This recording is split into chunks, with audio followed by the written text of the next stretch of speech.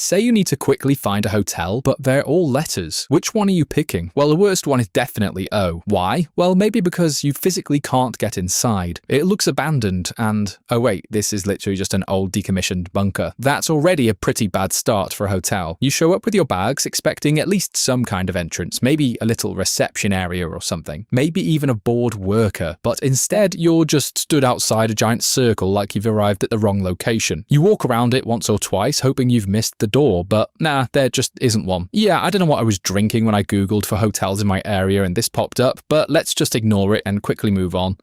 Number 9. E. If you've ever made the silly mistake of trusting fake reviews online, letter E is what you will get. As soon as you arrive, you look around, lost, because it looks nothing like on the pictures. But well, you think to yourself, and still check in as normal. Now that I look closely, the inside also kind of looks like a literal ruin. Like there's actual walls missing. This is one of those places where the photos were clearly taken from the only decent angle. You turn up expecting something cozy, and instead it feels like you've booked to stay inside a half-collapsed building. Still, because you've already made the trip, you try to stay positive and drag your suitcase in anyway, but hey, at least you didn't give them any deposit money, right? Right? Well, hope you enjoy your stay and the upstairs neighbour. Number 8. S. You take number 8 and remove 2 small sections and you basically get the letter S. So right away, this one feels like I've just included it onto the list because I've run out of ideas. Because you look at it and there's no sensible way you're getting proper rooms out of that shape. Yeah, this doesn't look like a hotel at all, and that's because you take this and place it next to a real hotel, and all of a sudden you have a super fun giant water slide that the whole family can enjoy. And honestly, that is exactly what this should be. Suddenly the shape actually makes sense. Kids love it, adults pretend they're only trying it once, and it becomes one of those weird little hotel extras everyone remembers. But again, it's not exactly the place to get comfy and sleep in, so that's why it's only number 8 on the list. Number 7. A. This is the really cute and cozy A cabin you found on Airbnb. And surprisingly, it looks like the pictures. In fact, it looks like the actual Airbnb logo itself. Everything works and you're just happy, which already puts it ahead a lot of places. It's got that proper little cabin feel where you start imagining yourself becoming a calmer, more outdoorsy person. Maybe take a cheeky selfie and try being that Instagram influencer. No, that's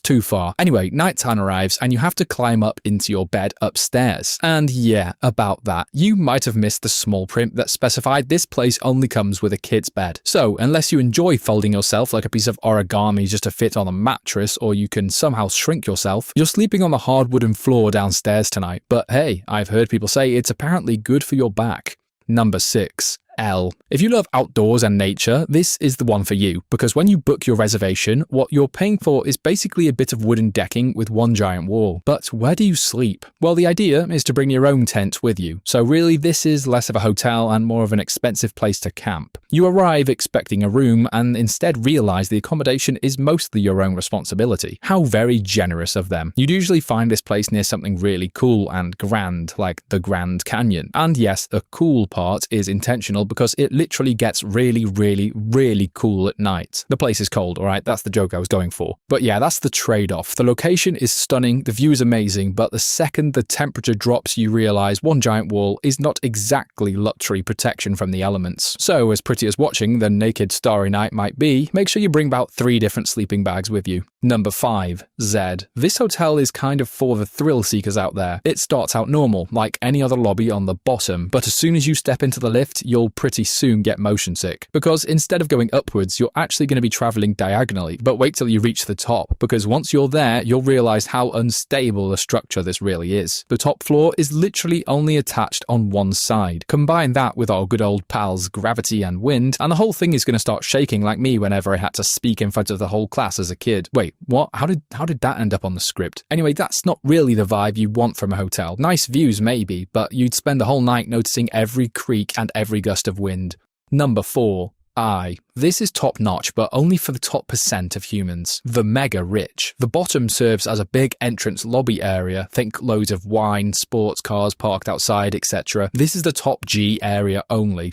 Yeah, I know, I cringed a little bit too when I said that. Anyway, whilst the stem of the L serves as a giant elevator shaft that takes you all the way to the top, the penthouse, it's filled with insanely overpriced furniture, a rooftop pool and bar, and amazing views of the city. So yeah, if your name happens to rhyme with Ronald Grump, it means you can actually afford to stay here. This place is perfect for you. Number 3. U. This is a really cool hotel because you'll actually find that it's kind of submerged underwater. The entrance at the top is wide open, and after checking in, you take the stairs all the way to the bottom suite. That alone makes this one memorable. It already feels less like checking into a hotel and more like entering some secret underwater base. And oh yeah, I forgot to mention, the whole thing is made out of glass, so you'll most likely spend your entire time there with your face glued against the window watching all the fish and other creatures swim right past your room. Maybe even a cheeky scuba diver too. You might want to close the curtains if you want your privacy. But anyway, you're not staying here for the minibar. You're staying here to stare at fish for hours and act like it's the greatest thing you've ever seen. Although, now that I think about it, with it all being made of glass, you're not going to get the most privacy in the bathroom. Number 2.